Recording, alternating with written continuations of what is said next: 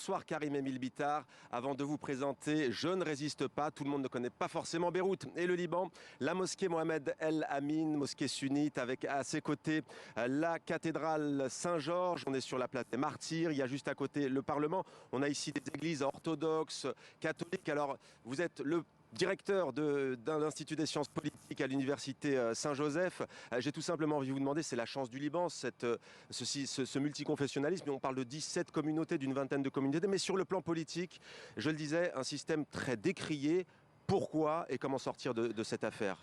Le pluralisme religieux est incontestablement une richesse incroyable pour le Liban. Le problème, c'est l'instrumentalisation du communautarisme à des fins politiques. Le système politique sclérosé, dysfonctionnel, qui se sert de ses appartenances communautaires pour assigner à résidence les citoyens. Ce qu'il y avait d'émouvant dans le mouvement de protestation, ce n'est pas tant l'église et la mosquée côte à côte, c'était que pour la première fois dans l'histoire du Liban, nous avions des citoyens qui manifestaient, indépendamment de leurs appartenances religieuses, en faveur d'un nouveau contrat social, de plus de justice, d'économie plus développée et contre la corruption et l'oligarchie politico-financière qui gouverne ce pays. Un exemple, si Nabi Berri est reconduit pour un 7e mandat, ça fait 30 ans qu'il est président du Parlement, il est chiite, comme le veut la constitution libanaise. Le problème n'est pas tant qu'il soit chiite finalement.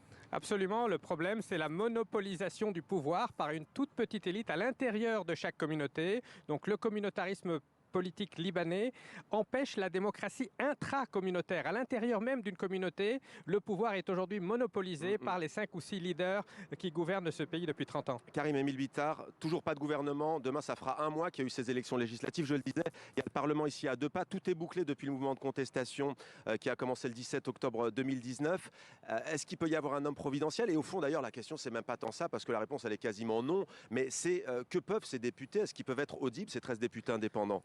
Ils feront certainement entendre une voix discordante dont le Parlement a véritablement besoin. Toutefois, je crains que ce ne soit pas suffisant. Le Liban n'a pas besoin d'hommes providentiels, n'a pas besoin de quelques voix discordantes. Il a besoin d'une véritable refonte complète de ses institutions. Il a besoin d'un État suffisamment solide pour assurer la protection de tous. Et il a besoin de se désengager de la politique des axes régionaux qui a conduit à la perte de notre souveraineté nationale.